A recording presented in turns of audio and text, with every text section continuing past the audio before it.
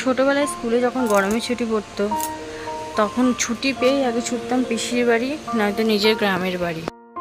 সারা দুপুর যাতে দুষ্টুমি না করি তার জন্য ছোটো পিসি আমাকে দুপুরবেলা পাশে শুয়ে কত ধরনের গল্প বলতো।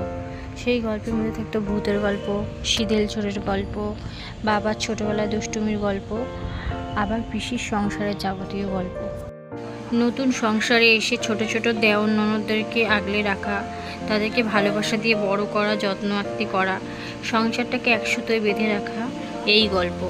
যেহেতু পরিবার অনেক বড় ছিল তাই পিসির সারাদিন হেসেলেই কেটে যেত। আর যেহেতু পিসি ছিল বাড়ির বড় বউ, তাই সবাইকে খাইয়ে তবেই পিসি খেতে বসতে পারত। সংসার বড় তাই 3 বেলা রান্না হতো। সকালের জলখাবার বড় সড়ো হতো, দুপুরের খাবার হতো আর রাতের খাবার হতো। তখনকার দিনে কোনো বাড়িতে না ছিল কোনো ফ্রিজ, না ছিল কোনো টেলিফোন, তাই কোনো কুটুম আসার আগে